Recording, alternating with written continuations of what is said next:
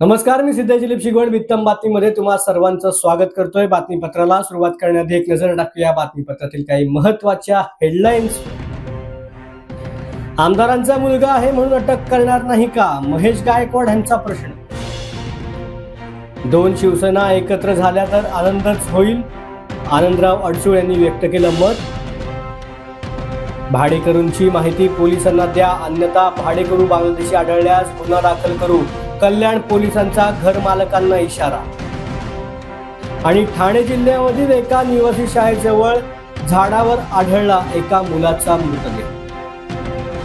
आता पाहूया सविस्तर वृत्त। महेश गायकवाड आणि गणपत गायकवाड यांच्यामध्ये झालेल्या गोळीबार प्रकरणाला 1 वर्ष पूर्ण झालंय, मात्र गणपत गायकवाड यांच्या मुलाला अद्याप अटक करण्यात पोलिसांना यश आलं नाही। तो अद्याप फरार आहे। यावरतीच आता मोर्चा काढत महेश गायकवाड आक्रमक झाल्याचं पाहायला मिळालं। आमदारांचा मुलगा आहे म्हणून अटक करणार नाही का, असा संतप्त सवाल त्यांनी माध्यमांसमोर उपस्थित केलाय।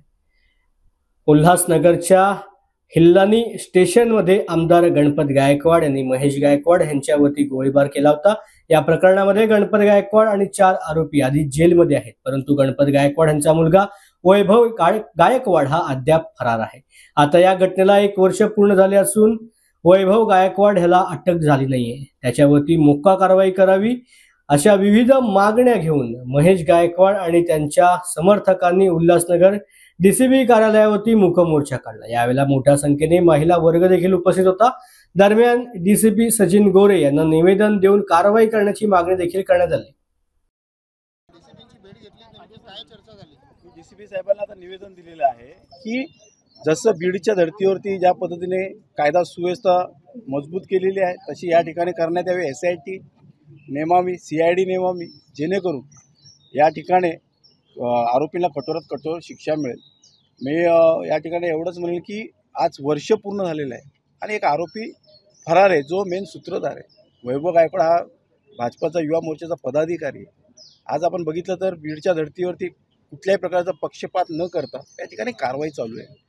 आज आपल्या महाराष्ट्रामध्ये म्हटलं जातं मुख्यमंत्री देवेंद्र फडणवीस संवेदनशील आहेत आणि ते अन्यायाविरोधात कठोर कारवाई करणारे असे मुख्यमंत्री आहेत। त्यांनी या कल्याण शहरामध्ये सुद्धा अशा पद्धतीचे कायदा सुव्यवस्था त्यांनी कठोर निर्माण करायला हवी, जेणेकरून न्याय मिळेल। मला वाटतं काय की आज गोळीबार जो झालेला आहे हा देश पातळीवरती पहिली घटना आहे की पोलीस स्टेशनमध्ये गोळीबार झालेला आहे आणि त्या गोळीबारामधून एक आरोपी फरार आहे आणि त्या गोळीबारमधून मी बचावलेलो आहे ईश्वराच्या कृपेने। आज दहशतीचं वातावरण या कल्याण शहरामध्ये आहे, जेणेकरून कारण की गुन्हेगार पार्श्वभूमी असलेल्या लोकांना असं वाटायला लागलं की कायदा सुव्यवस्था हा एकदम सैल आहे, कारण की आरोपी फरार आहेत।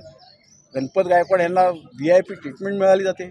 बीडला बघा आपण, कराडला कोणत्याही प्रकारची VIP ट्रीटमेंट दिली गेली नाही, हॉस्पिटलमधून हलवण्यात आलं आणि गणपत गायकवाडला हॉस्पिटलला महिन्यातून घेऊन येतात, 15-15 दिवस हॉस्पिटलमध्ये राहतो, त्याची मौज मजा चालू आहे। ते हे कुठेतरी थांबलं पाहिजे।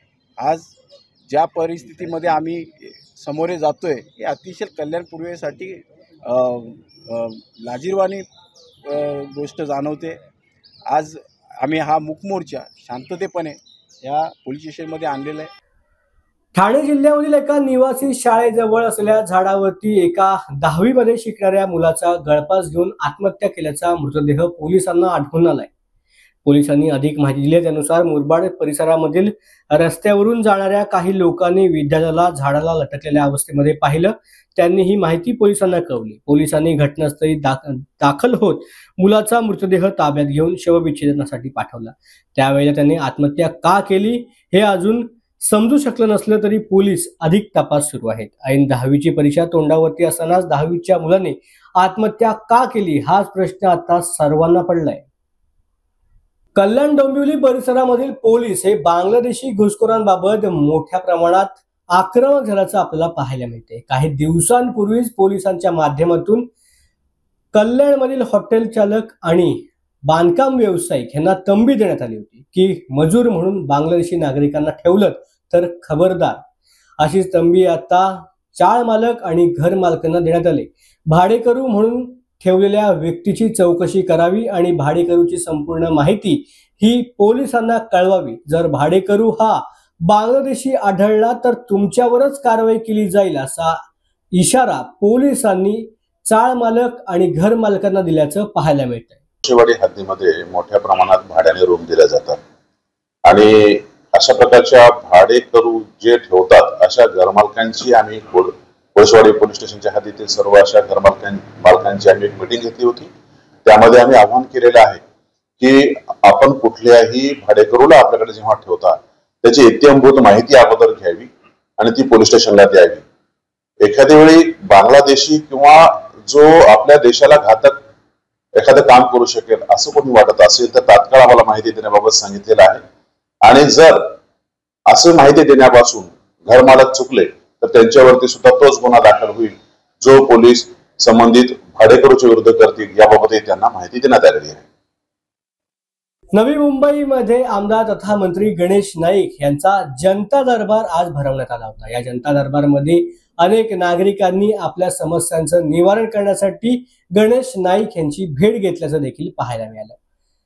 या जनता दरबारामध्ये सर्वसामान्यांच्या समस्या सोडवण्याचं काम सुरू असून यावेळेला मंत्री गणेश नाईक यांच्या जनता दरबारमध्ये 4 वर्षांपूर्वी अपघात झालेल्या वृद्ध अपंग व्यक्तीला देखील न्याय मिळालाय.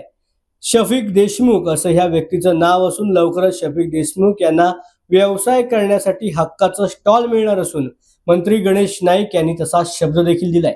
4 वर्षांपूर्वी शफिक देशमुख याच्या अपघातामध्ये त्याचे 2 पाय गेले, नंतर ते अपंग झाले होते. त्यानंतर आता गणेश नाईक यांना जनता दरबारमध्ये न्याय मिळाल्याचं देखील पाहायला मिळालं. जनता दरबारामध्ये आला होता साहेब, माझं नाव गणेश सकाराम शिंदे आहे. आम्ही दिव्यांग सामाजिक संस्थे ठाणेतर्फे आम्ही आलोय सर्वे. आम्हाला घराची लय समस्या आहे. आम्हाला घर भेटत नाहीये, धंदे होत नाहीये, मुलं बाळ छोटी आहे. त्यामुळं आमची इतकी समस्या आहे की आम्ही घर भाडं भरू शकत नाही, खाऊ शकत नाही. जगायचं कसं आणि राहायचं कसं आणि घर भाडं भरायचं कसं आणि पुढचं आयुष्य कसं जायचं, आमच्या पोरांना कसं सांभाळायचं. घर नाही तर आम्ही कुठं राहायचं.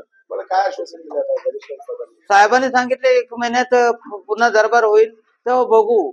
पण लवकरात लवकर आम्हाला घर भेटलं. घरची आम्हाला खूप आवश्यकता आहे आणि धंद्या पाण्यासाठी बी खूप आवश्यकता आहे. पण घर तर लवकरात लवकर भेटणं सर्वात महत्वाचं घर आहे. याशिवाय आम्ही जगू शकत नाही अशी कंडिशन आली आता.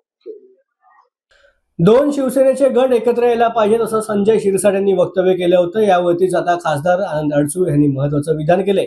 2 शिवसेनेचे गट जर एकत्र आले तर आनंदच होईल असं महत्वाचं वक्तव्य आनंद अडसूळ यांनी केलंय. पाहूयात. नेते आहेत तुमच्या शिवसेनेचे, शिक्षक कसं पाहतात? काय नाही, हा विषय फार जुना आहे आणि त्याला नव्याने वाचा पडणं एवढं सोपं नाही आहे. तर शिरसाटांना काय वाटलं का वाटलं तर त्यांच्याशी तुम्ही बोललं पाहिजे. मी काय सांगणार त्याच्या मनामध्ये. मी शिवसेनेचा ज्येष्ठ नेता आहे आणि मला सगळ्या काही गोष्टी माहिती आहेत. त्यामुळे तेवढं सोपं नसतं. झालं तर आनंद आहे, चांगली गोष्ट आहे.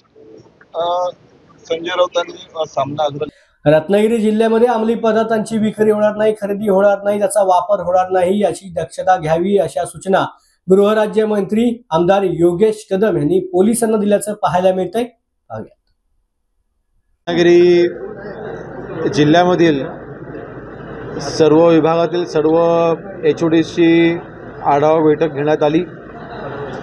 रत्नागिरी जिल्ह्याचे जिल्हाधिकारी, जिल्हा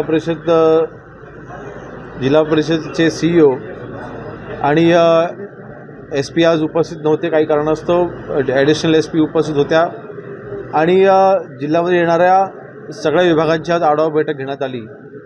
एकंदरीत माननीय मुख्यमंत्री महोदयांनी शासनालयाच्या प्रत्येक विभागाला दिलेला 100 डेजचा प्लॅन, त्याचा एकंदरीत आढावा घेण्यात आला. रत्नागिरी जिल्ह्यामधील ग्रामविकास विभागाच्या असतील, महसूल विभागाच्या असतील, अन्न नागरी पुरवठा असेल किंवा औषध प्रशासन असेल, ह्या विभागाच्या जेवढ्या योजना आहेत ह्या योजनांची एकंदरीत माहिती घेण्यात आली, याचा आढावा घेण्यात आला आणि माझ्याकडनं अगदी कडक सूचना ह्या अधिकाऱ्यांना आज मी दिलेल्या आहेत की सगळ्या योजनांची अंमलबजावणी ही योग्यरित्या झाली पाहिजे.